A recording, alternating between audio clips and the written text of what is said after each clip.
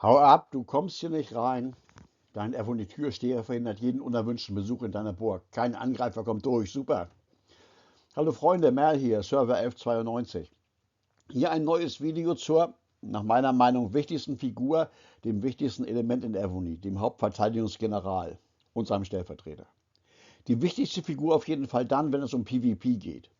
Um diesen zentralen Pfeiler in eurer Verteidigung soll es in diesem Video gehen. Schauen wir mal, um was es hier geht. Erstens, was? Was macht der Verteidigungsgeneral? Was sind seine Aufgaben? Zweitens, wer? Wer kann überhaupt Verteidigungsgeneral sein? Wer ist gut geeignet für den Job? Und drittens, wie? Wie kann er den Job machen? Was braucht er überhaupt dafür? Bezogen auf seine grundlegenden Werte wie Level und Stats, seine Ausrüstung, einschließlich Verfeinerung der Ausrüstung, ganz wichtig, seine Fähigkeiten, die Fähigkeitsbücher, seine Sonderfähigkeiten. Und natürlich müssen wir auch gucken, was macht der stellvertretende Verteidigungsgeneral und was braucht er und was nicht. Also erstmal was? Was sind die Aufgaben des Hauptverteidigungsgenerals? Er ist zuständig für die Verteidigung des Keeps, wenn es angegriffen wird, wenn eure Burg angegriffen wird. Er hat also keinerlei Funktion, wenn ihr selber angreift oder bei der Monsterjagd oder beim Ressourcensammeln. Er verteidigt die Burg mit allen Truppen, die zum Zeitpunkt eines Angriffs auf die Burg im Keep sind. Es gibt für ihn also keinerlei Marschgrößenbegrenzung etc. Ganz wichtig.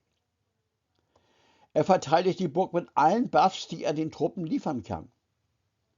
Und er verteidigt die Burg mit allen Debuffs, die er dem Feind entgegenstellen kann. Was kann er nicht? Er kann nicht angreifen außerhalb des Keeps. Er ist kein Angriffsgeneral. Er kann keine Truppen nutzen, die zum Zeitpunkt des Angriffs nicht im Keep sind. Also wenn ihr selber gerade mit diesen Truppen angreift, wenn ihr Ressourcen sammelt, wenn die geghostet sind, die kann er nicht benutzen. Und er kann natürlich auch nicht verteidigen, wenn er gar nicht im Amt ist, also vergessen worden ist, ihn zu ernennen. Habe ich selbst oft schon genug gemacht. Wer kann Verteidigungsgeneral werden? Wer kann den Job machen? Es kann grundsätzlich jeder Verteidigungsgeneral werden. Es gibt keinerlei Beschränkungen. Ganz wichtig, häufiges Missverständnis, der Verteidigungsgeneral ist kein sogenannter Dienstgeneral, Duty Officer. Beschränkungen, die für diese Dienstgeneräle gelten, zum Beispiel keine Wirksamkeit von Ausrüstung oder Fähigkeitsbüchern etc., die gelten für ihn nicht. Und damit er Verteidigungsgeneral sein kann, muss er über das Menü in der Mauer, daher Wall General, zum Verteidigungsgeneral ernannt werden. Wer sollte den Job machen? Wer ist gut geeignet als Verteidigungsgeneral? Das sind erstmal spezielle Verteidigungsgeneräle mit der Formulierung, wenn der General der Verteidigungsgeneral der Stadt ist, im ersten Fähigkeitsbuch. Oder im ersten Fähigkeitsbuch mit der Formulierung, der General führt die Armee an. Nicht geeignet, wenn er im ersten Fähigkeitsbuch den Passus findet, führt die Armee zum Angriff. Denn ein Angriff ist es nicht, er ist Verteidigungsgeneral. Was ist noch hilfreich? Er sollte immer so weit wie möglich voll entwickelt sein. Also bezogen auf Level und Kultivierung. Was möglich ist, macht das möglich. Die vorhandenen Möglichkeiten zum Aufstieg, die roten Sterne, sollten genutzt werden. Und die Sonderfähigkeiten sollten bei ihm, soweit es geht, entwickelt sein. Also ihr seht schon, die Entwicklung eures Verteidigungsgenerals sollte bei euch immer allererste Priorität haben, wenn ihr euch an PvTs beteiligen wollt. Also Schlachtfelder, Serverkrieg oder KI. Ja, wer ist denn nun der beste Verteidigungsgeneral? Ja, die Auswahl ist riesig. Die Meinungen gehen zum Teil auseinander, aber die Frage kann man so auch nicht einfach beantworten. Zuvor musst du entscheiden, wie deine Verteidigung eigentlich aussehen soll. Welche Verteidigungsstrategie wählst du? Da kommen nämlich zwei Varianten in Betracht. Erstens eine ausgeglichene, ausbalancierte Verteidigung mit einer Verteilung der vorhandenen Buffs, die der General liefert, und anderes auf alle Truppen im Keep. Oder zweitens eine spezialisierte Verteidigung mit dem Hauptaugenmerk auf eine spezielle Truppenart. die dann die Hauptlast der Verteidigung trägt. Das gilt insbesondere bei sogenannten T1-Traps, also eine Strategie mit einer sehr großen Anzahl an Level-1-Truppen einer bestimmten Truppengattung. Wenn ihr diese Frage entschieden habt, kann man sich nach geeigneten Verteidigungsgenerälen umsehen. Wenn ihr euch also für eine ausbalancierte Verteidigung unter Einbeziehung aller Truppenarten entschieden habt, wären das hier gute Verteidigungsgeneräle. Da wäre zum ersten Takenaka Shigeharu. Der ist nach meiner Auffassung der beste Verteidigungsgeneral, den man für Geld bekommen kann. Und das ist leider wörtlich zu nehmen. Umsonst bekommt man den bei Evony nämlich nicht. Und selbst wenn man ihn einmal hat, ist es sehr, sehr schwierig bzw. sehr, sehr teuer an Fragmente für den Aufstieg zu bekommen. Sehr gut, aber auch sehr teuer. Besser sieht es bei den folgenden beiden Herren aus: George Dewey und William Marshall. Beide sind relativ gut zu bekommen, Dewey noch etwas einfacher als Marshall. Schauen wir uns die beiden mal im Vergleich an. Wenn ihr euren Verteidigungsgeneral auswählt, schaut insbesondere auf das erste Fähigkeitsbuch und auf die Steigerungsmöglichkeiten durch den Aufstieg und schaut auch auf die Sonderfähigkeiten. Das ist also erstes Fähigkeitsbuch, Aufstieg und hier die Sonderfähigkeiten. Aber schaut auch vor allem mal auf die grundlegenden Anfangsparameter, die persönlichen Stats. Ja genau, diese Teile hier. Denn je höher diese Werte am Anfang sind, umso höher auch die Steigerungsmöglichkeiten bei jeder Levelerhöhung. Das sind die Zahlen hinter den Pfeilen, die nach oben zeigen. Und dann gibt es wieder höhere Grundwerte, höhere Steigerung etc. Ein entscheidendes Kriterium, aber sehr wichtig ist auch, wie bereits erwähnt, die Verfügbarkeit des Generals. Davon hängt ja natürlich auch ab, wollt ihr was bezahlen oder wollt ihr nicht bezahlen. Wie sieht es aus mit einer Verteidigungsstrategie mit einer speziellen Truppenart? Wer ist der beste Verteidigungsgeneral für spezielle Truppengattungen? Es gibt nämlich tatsächlich Verteidigungsgeneräle, die sich für jeweils eine spezielle Truppenart anbieten. Von den 4 Truppenarten hier. Die besten dabei wären für mich Leonidas I. für Bodentruppen, Zachary Taylor für Ferntruppen, Königin Boudica für Reitertruppen und Leo III. Für Belagerungsmaschinen. Jetzt kommt einer der wichtigsten Punkte für den Verteidigungsgeneral, die Ausrüstung. Was soll ich ihm eigentlich mitgeben? Wenn eure Schmiede Level 33 erreicht hat, wäre mein Tipp: komplette Archimeniden-Ausrüstung. Um die zu erzeugen, braucht ihr Level 33 in der Schmiede. Warum Archimeniden-Ausrüstung, keine Drachenausrüstung? Archimeniden-Ausrüstung in der hier vorgestellten Variante enthält viele Debuffs. Drachenausrüstung enthält keine Debuffs. Und für Verteidigungsaufgaben sind Debuffs sehr, sehr wertvoll. Euer Verteidigungsgeneral wird zwar auch im Rahmen der Verteidigung angreifen, sogenannte Counterattacks. Wie so eine Schlacht im Detail abläuft, habe ich in meinem Video Die Kunst des Krieges Teil 1 beschrieben. Aber zunächst wird er angegriffen werden, bevor er zurück angreifen kann. Und da ist es vorteilhaft, vor der ersten Angriffswelle schon so viel wie möglich abzufangen. Und das gelingt am besten mit Buffs, die die Verteidigung und HP stärken und eben mit Debuffs, die den gegnerischen Angriff von vornherein schwächen. Ich stelle euch hier mal die Teile der Archimeniden-Ausrüstung mit ihren Debuff-Eigenschaften einmal kurz vor. Bei der Waffe gibt es für mich 2 Varianten: Schwert oder Speer. Das Schwert hat wertvolle minus 40% auf den gegnerischen Reitertruppenangriff. Der Speer dafür 2 Debuffs gegen feindliche Bodentruppen. Da könnt ihr wählen, welche Eigenschaft für eure Verteidigung besser geeignet ist. Die Rüstung.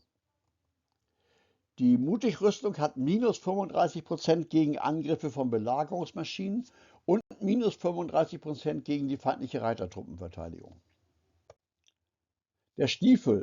Die Mutig-Stiefel haben minus 35% gegen Belagerungsmaschinenangriffe, minus 35% gegen gegnerische Reitertruppenangriffe und zusätzlich plus 35% für die innerstädtischen Ferntruppenangriff. Der Helm. Der Mutig-Helm hat minus 35% gegen feindliche Bodentruppenverteidigung und minus 35% gegen feindliche Bodentruppen HP und nochmal zusätzlich plus 20% Angriffssteigerung für die innerstädtischen Ferntruppen. Die Beinrüstung, die Fruchtlosbeinrüstung, hat minus 35% gegen feindliche Ferntruppenverteidigung und gegen feindliche Belagerungsmaschinen.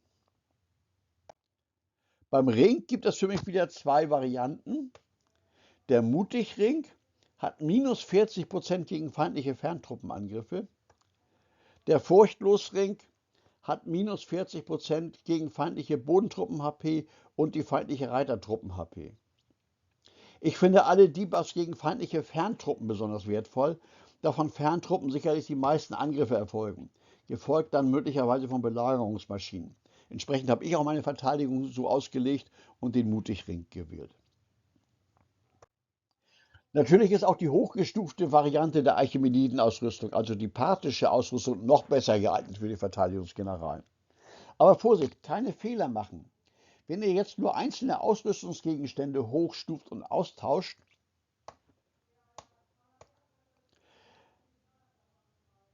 verliert ihr den sehr wertvollen Satzbonus für den kompletten Sechsersatz Archimeniden-Ausrüstung von minus 15% des gesamten feindlichen Truppenangriffs, also alle Truppen. Das wäre ein Fehler. Also besser erst dann hochstufen und austauschen, wenn ihr genug Materialien habt, um den gesamten Satz hochzustufen. Vorher den Archimeniden-Satz so belassen. Wie sieht es noch mit Zivilisationsausrüstung aus? Auch da wäre ich sehr vorsichtig, nur ein einzelnes Stück gegen ein Stück Zivilisationsausrüstung auszutauschen, um den Satzbonus zu opfern. Ich habe euch hier mal ein Rechenbeispiel gemacht. Austausch des Ringes gegen die sehr beliebte Koryo-Armschiene. Der Koryo-Satz ist sicherlich die Zivilisationsausrüstung mit den besten Verteidigungswerten, dicht gefolgt von Augustus und Abbas. Wenn ich meinen Ring gegen eine Koryo-Armschiene tausche, erhalte ich zusätzliche plus 5% Reichweite für Belagerungsmaschinen. Das ist sehr wertvoll. Plus 15% Angriff aller meiner Truppen und ein Debuff von minus 40% gegen die Abwehr der feindlichen Bodentruppen. Aber ich verliere, weil der Ring weg ist, 30% Reitertruppenabwehr, meiner Reitertruppen, und einen Debuff von minus 40% gegen feindliche Ferntruppenangriffe und den Satzbonus von minus 15% gegen alle feindlichen Truppenangriffe. Das ist für mich kein guter Tausch. Bei Zivilisationsausrüstung könnte ich jetzt natürlich auch warten, bis ich einen kompletten Satz voll bekomme, aber wer kann sich das schon leisten? Wenn ich 2 oder mehr Ausrüstungsgegenstände gegen Zivilisationsausrüstung tausche, dann ist der Einsatz entsprechend der Zivilisationsausrüstung auf jeden Fall sinnvoll. Habe ich auch getan, ich habe 4 und 2. Ganz wichtiger Punkt bei der Ausrüstung, die Verfeinerung. Hier solltet ihr und müsst ihr auf jeden Fall tätig werden. Mit der Verfeinerung habt ihr für alle 6 Ausrüstungsgegenstände ja jeweils, ich zeige euch die hier mal, meine aktuelle, jeweils 4 Slots, in denen ihr Buffs für Angriff, Verteidigung oder HP generieren könnt. 6 mal 4 gleich 24 Slots. Wenn ihr seht hier, was ich denn gemacht habe, wenn ihr wie ich eine Level 1 Verteidigung aufbauen wollt, ist dies der zentrale Punkt, um die Level 1 Truppen enorm aufzuwerten. Wie ihr seht, habe ich die Waffe und den Ring komplett für den Angriff, die Rüstung und den Stiefel für Abwehr und den Helm und die Beinrüstung komplett für HP genutzt. Bei einer Level 1 Verteidigung ist es übrigens ganz wichtig, den Buff mit ganzen Zahlen, also die Flat Buffs, zu benutzen und nicht die prozentuale Erhöhung. Die würde mit den niedrigeren Basiswerten von den Level 1 Truppen überhaupt nicht viel bringen. Zur Verfeinerung und zur Level 1 Verteidigung gibt es in Kürze von mir noch ein eigenes Video. Mit den Werten, die ihr hier seht, kommen meine Level 1 Reiter von den Werten schon ungefähr wie Level 10 oder Level 11 Reiter daher. Da ist die Verfeinerung ein ganz, ganz wichtiger Punkt. Nächster Punkt. die Fähigkeitsbücher. Wenn wir uns diesen Punkt anschauen, machen wir an dieser Stelle am besten mal einen Exkurs zu einer weiteren wichtigen Figur, das sind die Fähigkeitsbücher, nämlich zum stellvertretenden Verteidigungsgeneral. Was kann er eigentlich? Was braucht er dafür? Was kann er nicht? Was braucht er nicht? Was ist überflüssig? Das ist das, was wir jetzt beim stellvertretenden Verteidigungsgeneral klären. Was kann er? Was braucht er? Er bringt die Fähigkeiten seines ersten Verteidigungsbuches in die Verteidigung als Buffs ein. Er bringt die 3 weitere Slots für Fähigkeitsbücher mit, die ich füllen kann und deren Buffs in die Verteidigung einfließen. Und er bringt die Buffs seiner Sonderfähigkeiten in die Verteidigung ein. Das ist es auch. Was braucht er nicht, was kann er nicht? Er bringt keine Buffs durch seine grundlegenden Parameter, seine Stats ein.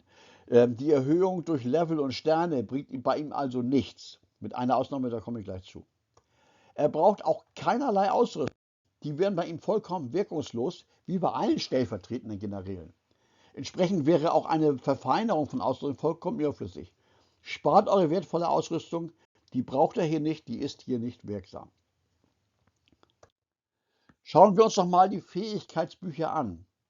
Zusammen mit dem Hauptverteidigungsgeneral haben wir also jetzt hier zweimal ein erstes Fähigkeitsbuch und insgesamt 6 Slots, je 3 pro General für weitere Fähigkeitsbücher für Buffs für eure Verteidigung. Ganz wichtig, es gibt keine Addition der Werte gleicher Buffs, wenn beide Generäle die gleichen Fähigkeiten mit Buffs erhöhen. Kein Stacking. Ist dies der Fall, fällt ein Fähigkeitsbuch einfach weg, fällt einfach unter den Tisch. Ihr solltet Überschneidungen in den Fähigkeiten der beiden Generäle also auf jeden Fall vermeiden. Ihr könnt das sehr gut testen, ob eure Fähigkeitsbücher sich gut ergänzen oder ob es unerwünschte Doppelung gibt, wenn ihr so tut, als wolltet ihr beide Generäle auf einen ganz normalen Marsch, zum Beispiel auf ein Monster schicken. Wenn ihr den Marsch einrichtet, einfach mal auf die Lupe klicken neben dem General. Wenn jetzt alle Fähigkeiten farbig angezeigt werden, prima. Lupe anklicken. Wenn jetzt aber Fähigkeiten wie hier ausgegraut, wie unten bei William Marshall ausgegraut werden, kommen sie doppelt vor und ein Fähigkeitsbuch fällt einfach weg. Hier muss man besonders beim ersten Fähigkeitsbuch aufpassen, denn dort sind in den meisten Fällen ja mehrere Buffs enthalten. Es genügt, wenn sich zum Beispiel ein Buff beim Stellvertreter mit dem Hauptgeneral überschneidet, schon fällt das gesamte Fähigkeitsbuch weg. Also Augen auf bei der Wahl des Stellvertreters, die müssen gut zueinander passen, die beiden. Welche Fähigkeitsbücher?